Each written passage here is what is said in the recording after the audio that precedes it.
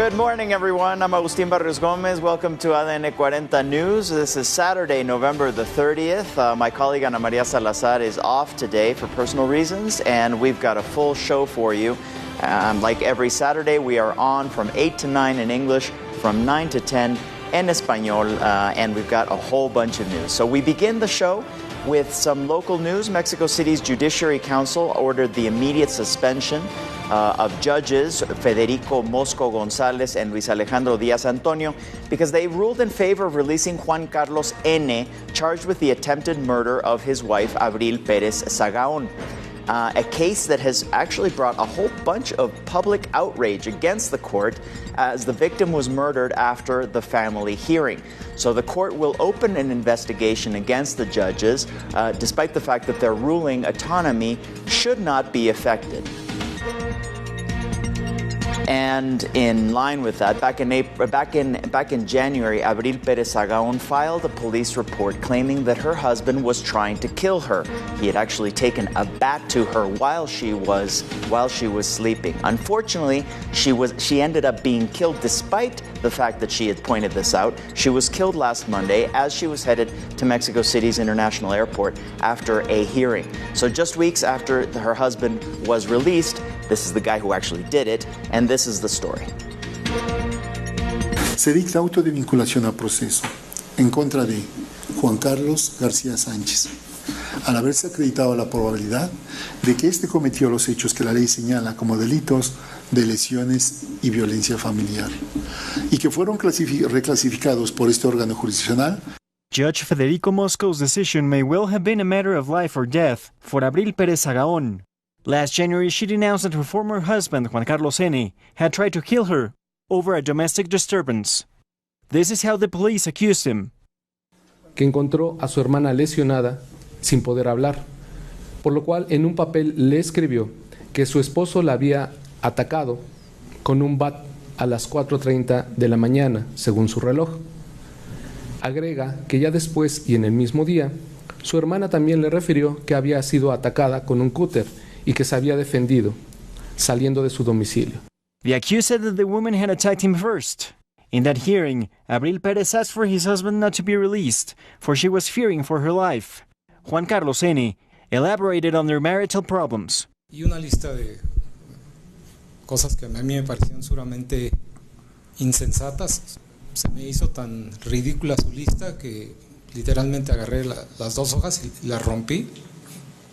Y le dije que yo no iba a cubrir eso y que pues nos íbamos a divorciar. Y en ese momento tomé mi teléfono y le dije, bueno, y también para que la gente, tus amigos te conozcan como eres.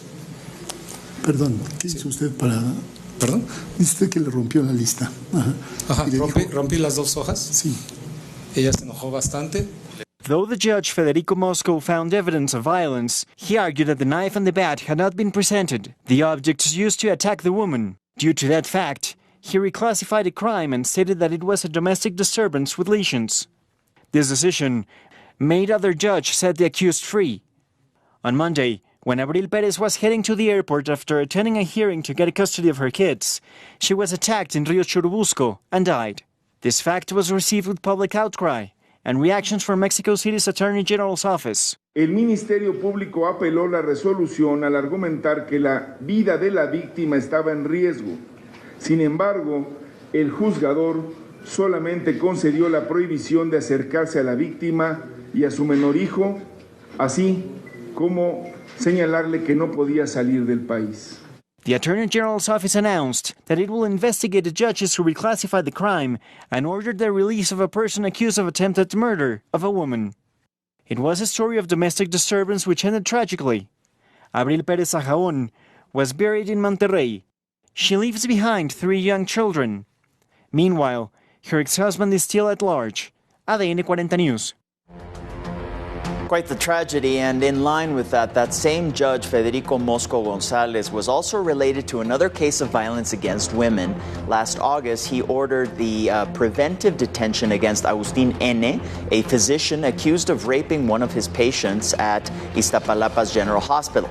But days later, he determined that there wasn't sufficient evidence to prosecute him, so he was set free. And this is how the victim responded.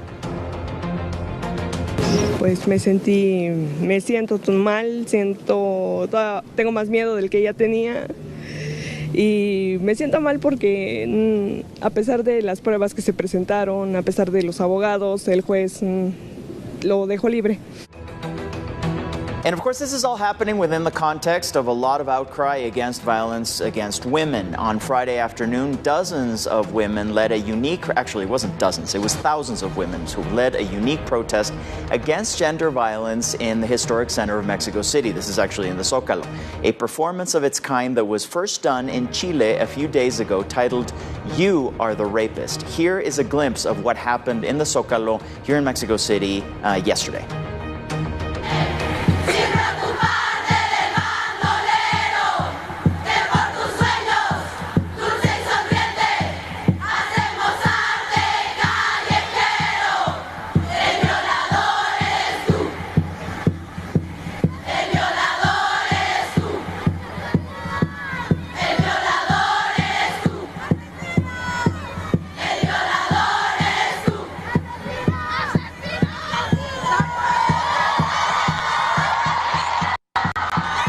So that's actually a really impressive display of people. If you know the Zócalo, it fits about 100,000 people. So actually those images show easily about 50, 60,000 women, which is truly a large group of people. And due to the recent increase in violence against women, President Andrés Manuel López Obrador presented a zero-tolerance plan to eradicate it. This and more is part of the President's Week. Let's take a look. The federal government presented a zero-tolerance plan to eradicate gender violence nationwide. The strategy, called Violet Door, will have a budget of 400 million pesos and seeks to reach every municipality in the country. Vamos a seguir trabajando de manera coordinada. Ese es el compromiso que hemos adquirido, el compromiso que tenemos con las mujeres y con la sociedad en su conjunto. In the company of businessmen and entrepreneurs, the president announced the National Infrastructure Plan.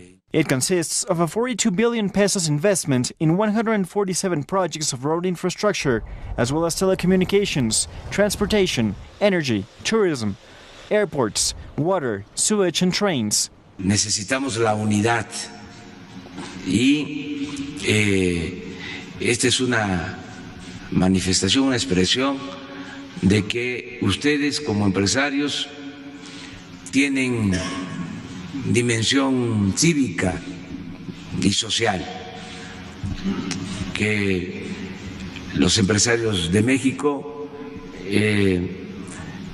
no solo tienen como objetivo la obtención de utilidades, sino están preocupados por el desarrollo de nuestro país. Later on the week, López Obrador presented the 2019 National Sports Award to the best athletes in different disciplines. Gymnast Alexa Moreno won in the amateur category.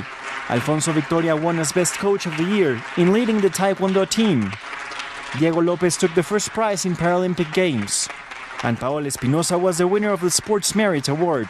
Muchas felicidades a los que obtienen estos premios bien merecidos y nos da mucho gusto que se está avanzando y pinta bien la participación de México en la Olimpiada en Japón. Just hours before President López Obrador celebrates a year in office, he once again invited the Mexican people to attend the Zócalo this Sunday, December 1st, where he will deliver a message and the musical festival will be held.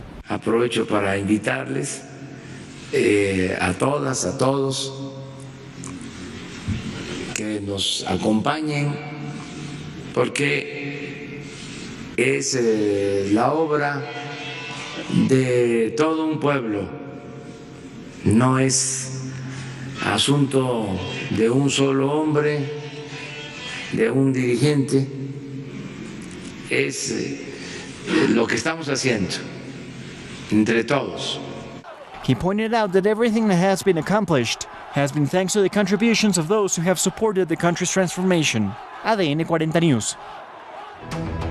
And here in Mexico City, our local Congress approved unanimously the Olympia law that is aimed to push digital violence against women to the sidelines. This and more is part of our political news recap. Let's take a look.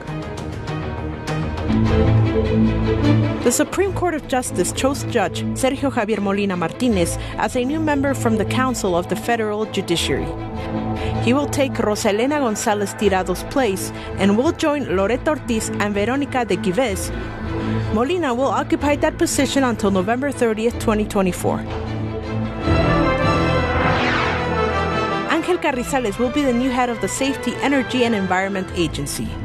After being rejected 5 times for trying to occupy a position in the energetic sector due to his lack of experience, Carrizales will be in charge of the branch that must ensure that Pemex follows through with the environmental conditions in the construction of the Dos Bocas refinery.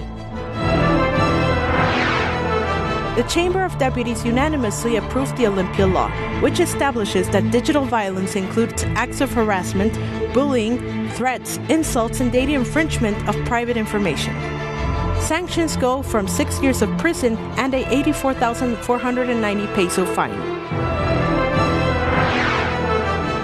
With the support from 17 local congresses, the Chamber of Deputies declared the validity of the revocation of mandate and the popular consultation stipulated in the Constitution. With this option, citizens may have the possibility of removing a president, governors, and Mexico City's head of government after 3 years in office.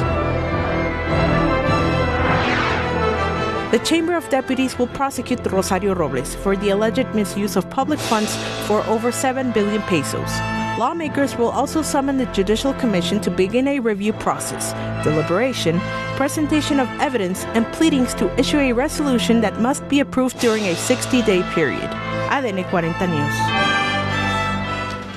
And switching topics, finances are actually a very touchy subject. Well, they're kind of a complicated subject, as not many people understand them. But thankfully, there are different methods to teach us, especially teaching children, actually, how to make those wise decisions once the money is in their hands to make those decisions. Let's take a look. According to specialists, it's important to teach children about money matters from an early age. At 5 or 6 years old, children are capable of understanding the basic concepts of finances. A good way of teaching them is by using games, like when kids pretend to be in a store. They can also use board games, learn to make the shopping list for groceries, or even start saving their cash with a piggy bank. It is recommended that they set saving goals on a short to medium term, and they can do that with their famous allowance. According to data for the National Commission for the Protection and Defense of Financial Service Users, also known as CONDUCEF, only 57% of the Mexicans save money. If people manage to promote this culture on children, they will be able to master their financial management skills when they grow up. ADN 40 News. So to talk about everything regarding kids' finances, we welcome to the studio Bogart Montiel, who is a writer and who is presenting at the largest international book fair, the largest in Spanish, that is, in La Feria Internacional del Libro in Guadalajara. He is going to present these books who have actually... Bogart, if I understand correctly, Bogart Montiel, welcome to the program. Thank you very much, Agustín. So, if I understand correctly, the Secretary of Education here in Mexico, Esteban Moctezuma, has been emphatic about the fact that we should be teaching kids all financial responsibility, financial inclusion, and all of these different topics that are mentioned in your book. If I may take a look at that. So, this is En Busca del Árbol del Dinero, right? So, right. This is in search of the tree of money. Exactly, talk to us about why kids should be receiving this sort of education. Well, I think that in Mexico we need to educate children and teenagers in financial education in order to give them all the skills to understand what is the importance and what kind of effort do you need in order to earn the money, and then what is the goals for the money, because suddenly you can see that people spend money only in likes, only in pleasure. Right, desires. So Juan Finky tells children and teenagers that you need to pay first the needs, then to save, then to make philanthropy actions, then business, educations, and at the end, of course, pleasure. Okay, so people were very surprised that it was included in national education goals, that you could actually teach children about finances when most kids, I mean, the closest thing they have to finances is their allowance, right? Their domingo, as they say, Yes. as we say in Spanish. So why would you start at such a young age? You were telling me that this starts at around 7, right? At 7 years old. Yeah, 7 years old to maybe 13 years when teenagers age. And well, about the domingo, it is important. The allowance, right? Yeah, it is important to say that when you only give the money, the children doesn't understand what is the effort necessary to obtain it. Of course, they don't know what's behind getting that money. Right? Yeah, so I suggest that you have to put some goals in the week, or maybe to ask for some behavior, and only if the children give this or act as the behavior you request, so you can give. So what you're trying to do is you're trying to tie effort, that is work, right? Yeah. Commonly called work, with financial remuneration, right? With an actual payment, such that the kids understand that there is a link. So what are the sort of things that we can ask our children for without being too aggressive, in order for them to receive their domingo, in order for them to receive their allowance? For example, help with washing the car, maybe washing the dishes, right. Make the dishes. Maybe some laundry. Some laundry, right. Or to do the bed, something. Picking up around the house. Yes, and depending on the age. Right. Yeah, of course. That's very interesting. So what you're trying to do is you're trying to show kids that money doesn't actually come from trees. Yes, right? Of course. Yeah. So it doesn't just fall from the sky. Yes, and when you say the title of the book, Juan Finky, searching the tree of money, is because in the story, a magician says, Juan, I am going to give you this seed in order to have the tree, but you need to put a special water in order to obtain the money. Right. And this is the goals of the money and the boxes that the story. Right. So this is what you're going to be presenting, the Feria Internacional del Libro. After this edition in English, and Bogart, you're going to be on in Spanish so that we can understand that from that perspective. Thank you for being with us today. Thank you. Thank you very Bogart much. Montiel, with these books on financial intelligence, financial learning with respect to children who need to start much earlier than I was taught. We're going to go to a commercial break here on ADN 40 News, but please stay tuned. We'll be right back after these messages. So welcome back to ADN 40 News. We're here in our English language edition until 9 a.m. After 9, we're going to be en español. Here's a summary of the most important events worldwide. Let's take a look. The 28-year-old British man who killed 2 people in a stabbing spree on London Bridge had previously been convicted of terrorism offences and was released from prison last year. Sporting a fake suicide vest and wielding knives, Usman Khan went on the rampage on Friday afternoon at a rehabilitation conference in the area. He was wrestled to the ground by bystanders and then shot dead by police. Khan's family hails from Pakistan-controlled Kashmir. He was convicted in 2012 for his part in an al-Qaeda-inspired plot to blow up the London Stock Exchange, but was released in December 2018, subject to conditions. Friday's attack, just 13 days before a general election, prompted political leaders to scale back campaigning. Their focus is likely to shift from Brexit and the health service to crime. My thanks go first of all to the emergency services, the police, for their bravery and their professionalism, and to repeat again my thanks to those members of the public who put themselves in harm's way to protect others, and I think they represent the best of our country, and I thank them on behalf of the rest of our country. A video posted on Twitter showed police dragging one man off the suspect before an officer took careful aim. Later in the video, 2 shots ring out and the man stops moving. During the 2017 election campaign, London Bridge was the scene of another attack. 3 militants drove a van into pedestrians and then targeted people in the surrounding area, killing 8. The incident focused attention on cuts to policing since the Conservatives took power in 2010. The Taliban on Friday said they were ready to sit down again at the negotiating table with the United States. A spokesman for the Islamist insurgent group told Reuters if peace talks start, it will be resumed from the stage where it had stopped. The last round of talks collapsed earlier this year, called off by US President Donald Trump. I have been here now. But things started moving again last week with a prisoner swap between Washington and Kabul, raising new hopes for a deal to end the 18-year-long war. Steady.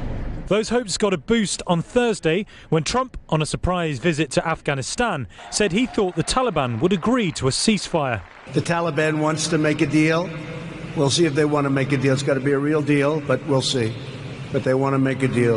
And they only want to make a deal because you're doing a great job. That's the only reason they want to make a deal. One senior Taliban commander said Trump doesn't have much choice but to get talks started up again. The US-led coalition invaded Afghanistan in 2001. But in spite of the years of conflict and the 13,000 US forces that remain, the radical group still controls large portions of the country. Taliban leaders told Reuters their negotiators have been meeting with US officials in Doha since last weekend. Formal peace talks, they said, could be next. Adil Abdul Mehdi announced his resignation on Friday after the country's top Shiite Muslim cleric urged lawmakers to reconsider their support for the government. The country has been rocked by weeks of bloodshed and deadly anti-establishment unrest. Over 400 people have been killed so far.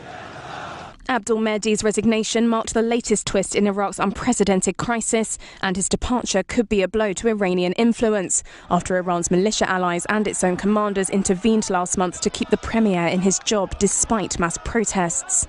Young, unarmed and majority Shiite Muslim protesters have led demands for an overhaul of Iraq's political system, one they say is endemically corrupt and serves foreign powers, especially Baghdad's ally Tehran. Iraq's current political class is drawn mainly from powerful Shiite politicians, clerics and paramilitary leaders, including many who lived in exile before a US-led invasion overthrew Sunni dictator Saddam Hussein in 2003. Though protesters celebrated the imminent departure of the Prime Minister, they said they would not stop their demonstrations until the whole of the political class was removed. The statement did not detail when Abdul Mehdi would stand down, but Parliament is set to convene an emergency session on Sunday to discuss the crisis. K-pop star Jung Joon-young was sentenced to 6 years in prison on Friday. The 30-year-old singer was convicted of raping a woman and filming the act. The court in Seoul also sentenced K-pop singer Choi Jong-hoon to 5 years behind bars for his involvement in the crime. The two singers will have to spend 80 hours in sexual violence treatment education. Both of them were members of online chat groups where secret sex tapes were shared and members joked about drugging and raping women. Jong had admitted to the distribution of illicit videos, but argued the sex was consensual. Choi said he didn't remember having sex with the victim, but if he did, it was likely to have been consensual. Their case has reflected the darker side of South Korea's lucrative entertainment industry. A day after firing 2 projectiles off its east coast, North Korea trumpeted the success of a new weapons system. Official state media on Friday released photos showing a rocket launcher firing, although it's unclear when they were taken. The report said Supreme Leader Kim Jong-un himself oversaw the test and showed, quote, great satisfaction over the result. South Korean officials say it's the fourth test of the so-called super large multiple rocket launcher. In a briefing, the Joint Chiefs of Staff said that the test showed the system and its crews are getting a lot faster. The launcher, together with the KN-25 missile, is a short-range system. According to experts, it poses a threat to most of South Korea, as well as U.S. forces stationed there. One analyst told Reuters that Thursday's test seems to show the weapon system is now ready to be mass-produced and deployed. Our border with the United States, Mexico's border with the United States, remaining on international news, is actually the most legally crossed border on the planet. But some people think that crossing it is an impossible journey. Nevertheless, this actually happens every single day for 1 million people back and forth. 350 million people cross every single year. So you have what happens on the attempts of the undocumented and what actually happens every single day on the border as people live their lives in sister cities. If it is done legally and following through the specific conditions, there are actually new border crossings on a lot of border infrastructure that has been implemented over the past few years, including actually a binational airport where you actually go from San Diego into the Tijuana airport and you can take a flight directly, making it basically a binational airport. Let's take a look at what's been going on at the border. In Mexico, there are 22 points of entry alongside 3,175 kilometers of border that it shares with the United States. They unite Baja California, Sonora, Chihuahua, Coahuila, Nuevo León, and Tamaulipas with Texas, New Mexico, Arizona, and California. San Ysidro border crossing in California is the busiest both in the region and around the world. According to the U.S. General Services Administration, 20,000 pedestrians and more than 70,000 vehicles cross each day. But due to the high congestion, authorities plan to expand this port of entry, which currently has 9 standard lanes with a crossing time of over an hour, followed by 10 more from Ready Line, and 9 more for Sentry, used for those who study and work on both sides of the border. To cross without any trouble for Mexicans, it is advisable to bring a valid passport and U.S. visa. Avoid crossing during rush hours. Declare if you bring any agricultural products, medicines, and animals. Declare if you bring over $10,000 in cash, check, or money orders. And if you cross with a vehicle, buy an insurance policy. But if the Customs and Border Protection official finds any irregularities, he or she may apply sanctions. But the most important thing is not to overstay. As with a tourist visa, one can remain in the country up to 180 days or 6 months from the date of entry. ADN 40 News. It is really fascinating. I find it actually one of the most dynamic regions on the planet, our border with the United States, and it's also very, very poorly understood by people on both sides of the border. So to discuss what's behind these border crossing points between Mexico and the United States, we welcome to the program Gustavo Lafuente. He is Executive Director from the San Diego-Tijuana Smart Border Coalition. Gustavo, good morning. Thank you very much, Agustín. It's great to be here. Well, welcome to Mexico City. Of course, you're in the binational, what they call Cali-Baja region, right? Yes. San Diego-Tijuana.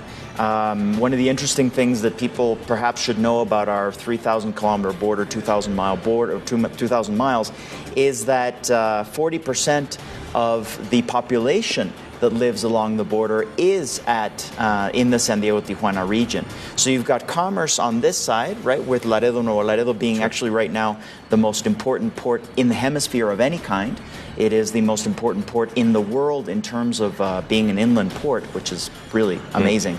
But in terms of population, San Diego-Tijuana, because they are really the only large cities on the border and sharing the San Ysidro border crossing is fascinating. 120,000 people cross through there, right? Close to that. It's actually a little bit higher than that. At times, it's close to 150,000 people. But every single day. Yes, and we must understand as well that most of these people come back. Right. So it's this circularity. It's a circularity that accounts for about 111 million crossings every year, which is more than the number of passengers, say, in Atlanta or Beijing. Right. So that's the dimension. In terms of the airports, the world's largest airports. Yes. Right? Yes. Right. So we're talking about 350 million border crossings from west to east. Yes. Right. From the Pacific coast to the Gulf of Mexico, San Diego, Tijuana, all the way through to Brownsville, Matamoros, which is on the other side. Yours is a civil in other words, it's civil society, correct? So this is a private AC or well, it's interesting because it is a 501c3 that derives its status from the Border Philanthropy Partnership. So it is a philanthropic endeavor. We have people from both sides of the border. The uniqueness of an organization such as the Smart Border Coalition is that you've got people from both sides of the border, reputable individuals, people in business for the most part, who've built tremendous business over the years, but who are civically minded. They're civically engaged. Right. And that is the important part of it. And the issues we talk about, for the most part, are the borders and the infrastructure at the borders and the surrounding areas. And what people need to understand is what they see in the terms of the rhetoric, this idea that the border is a war zone, a disaster area. Despite that fact, these border crossings are actually fairly orderly, right? So the images that we were seeing are exactly, these are images of San Ysidro, which is the border crossing between San Diego and Tijuana. It is just passenger traffic. That's very important to understand. In that area, it's that all of the commerce goes through Otay Mesa 1 and Otay Mesa 2. So why is business interested? Why is anybody interested on, doesn't good fences make good neighbors, and shouldn't we stay on each other on each side of the border? Well, a few things about fences, but I want to stress a point here that most of the time we talk about the border in terms of trade. We talk about it in terms of perhaps violence or the wall or immigration. But we do not spend much time talking about the day-to-day traveler, the person who crosses the border because they do business, because they're visiting family, because they're going to an event, because they're doing tourism. So this is 95% of all travelers every single day, and it's all eligible travelers. So this is what organizations like ours deal with on a daily basis. And what is the biggest challenge right now for the Smart Border Coalition as a group of civil society? This is very important. This is not a governmental group. And yet you are consulted when these issues come up. I understand the Smart Border Coalition had a lot to do with promoting the new border crossing at the Tijuana airport, which has an actual physical bridge, and it has a terminal on the San Diego side. So you can check in for your flight in San Diego and take a flight in Tijuana. Which is what I did 2 days ago. Cross-border Express. So we have the CBX or the Cross-Border Express. That is one very important statement of innovation for the border. It's one of several. It's one of many. I can point out to you a number of collaborative efforts from both sides of the border. But I think to your question, what is the biggest challenge that we have? It's wait times. Wait times. How do we handle these wait times? Because we've got a bottleneck, for the most part, at each one of the ports. And they're small ports. If you think about the whole region, very, very, almost like pins in the wall.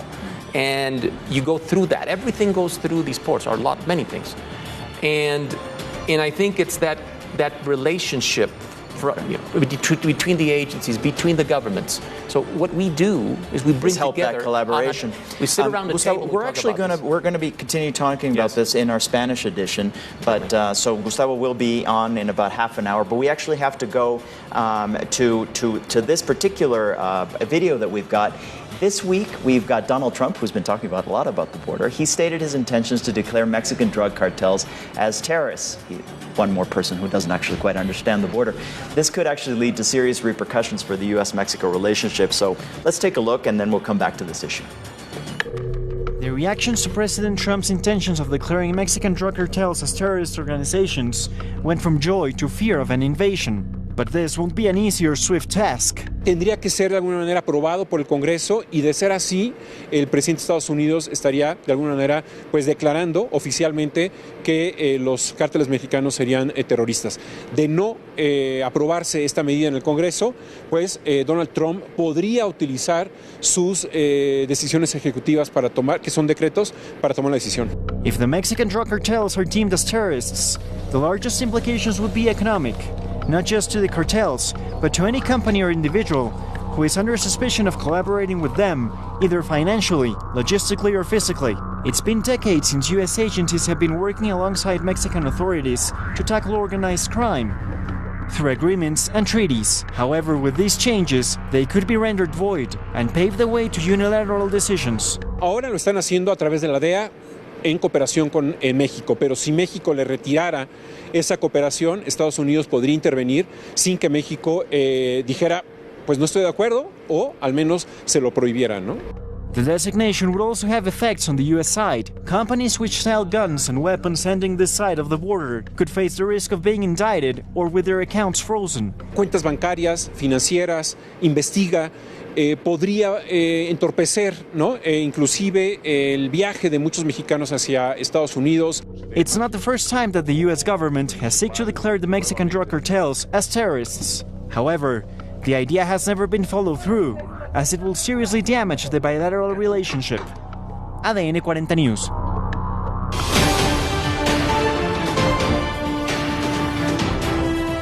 So welcome back to ADN 40 News. This is our hour in English. After 9 o'clock, we are on En Español. And we were talking about this designation, this potential designation of these narco-traffickers as terrorist organizations, right?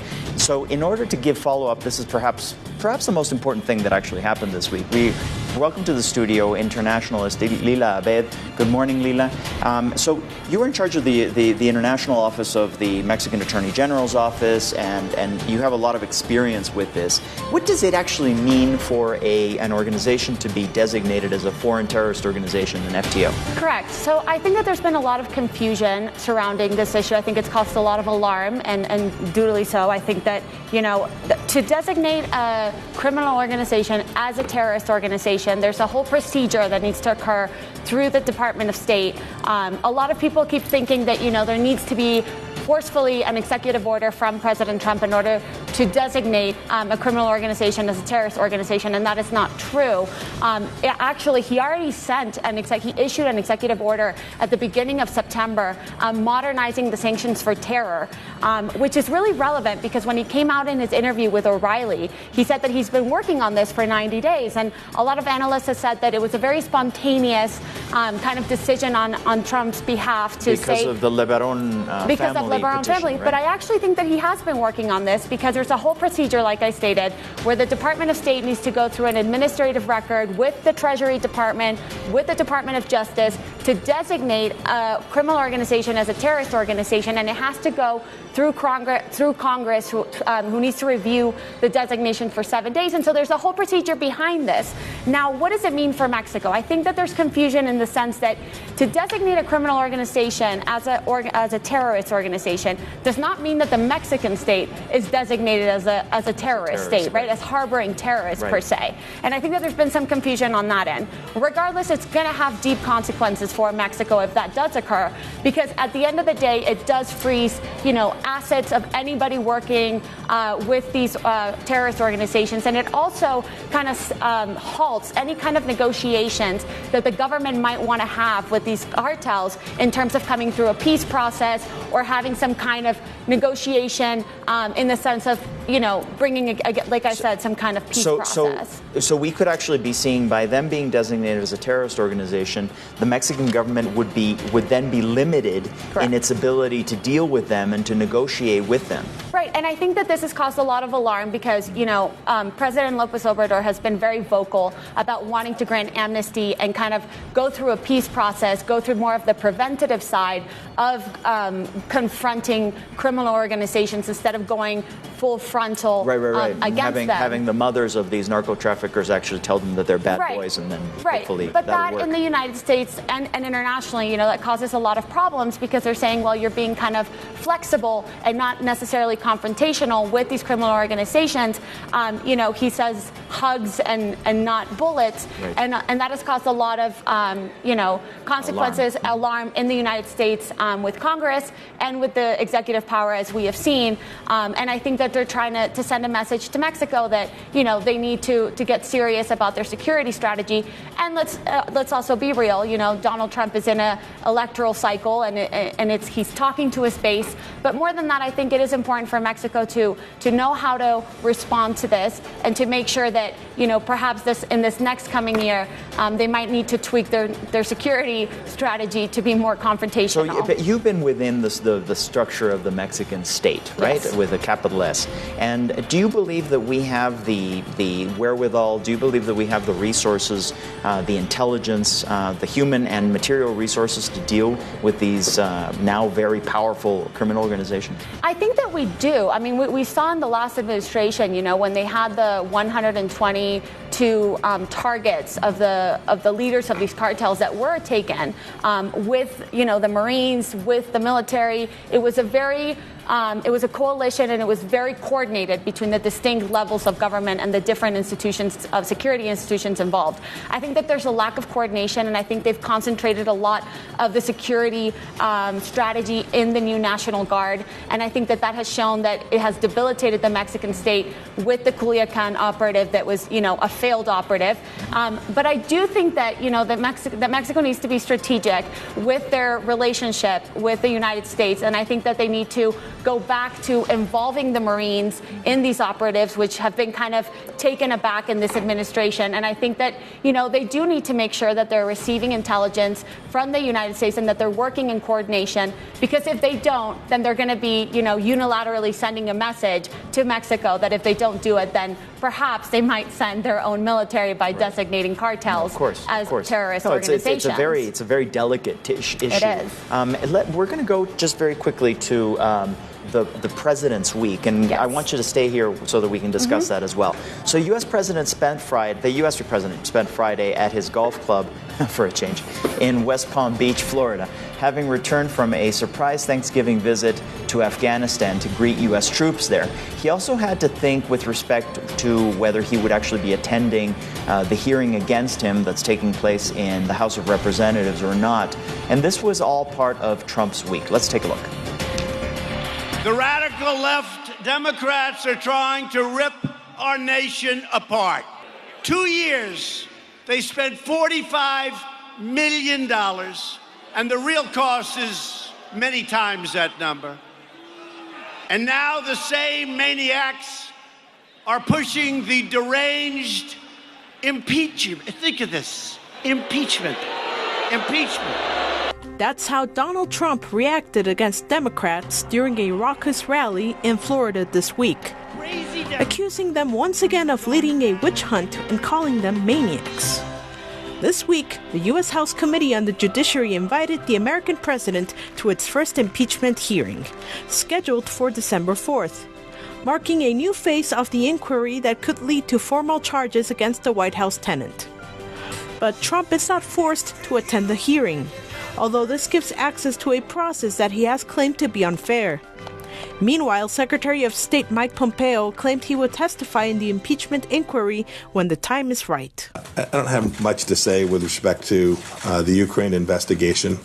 Other than this, we've continued to comply with all the legal requirements. You saw we released documents, I guess it was last week now. We'll continue to do that as required by law and as appropriate, so that appropriate oversight can be conducted. But with respect to the larger set of issues, the House Intelligence Committee, which led the investigation into Trump's dealing with Ukraine, is expected to release a formal evidence report shortly after lawmakers return from their Thanksgiving recess.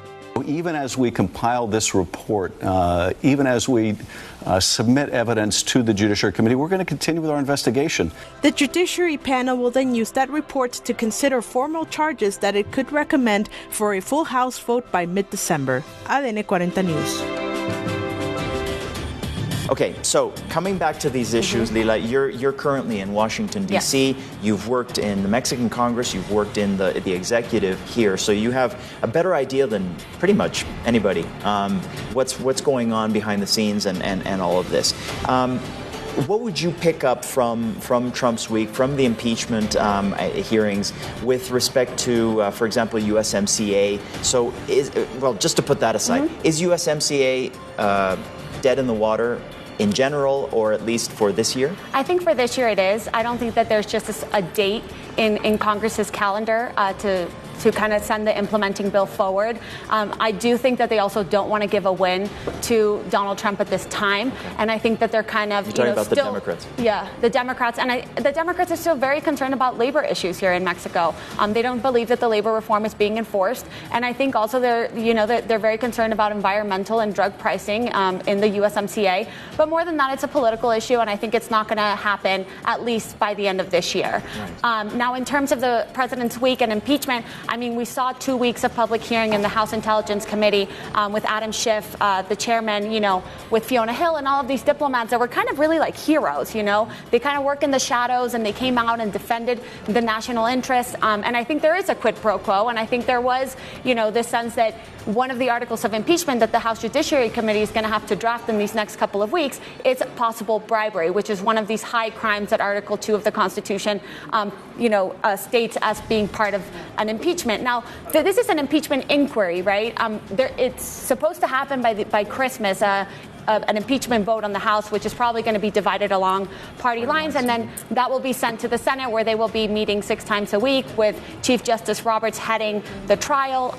Mitch McConnell, the majority leader of the Republicans, have said that it can extend through the Iowa caucuses in February, but it can be as short as 2 weeks. I think he's going to be acquitted in the Senate. 20 Republican senators would have to join the Democrats in order to really remove him from office. I do not see that happening, and I do see this as pushing Trump forward and kind of catapulting him towards the election. And the Republicans really are united on this. I mean, Lindsey Graham, who had been kind of on the fence, is now Taliban with respect to this. He is. He's gone full. He's gone full throttle. Full throttle. Full pro-Trump. And so basically that shows that whatever was shown with respect to these very intelligent and very articulate members of the Foreign Service did nothing to convince Republicans to. Correct. And I think the Republicans, Agustin, think it was inappropriate but not impeachable. I think they're saying, yes, there was some kind of inappropriate behavior, but it's not sufficient to remove him from office. And, it's very important to say that in the 2020 elections,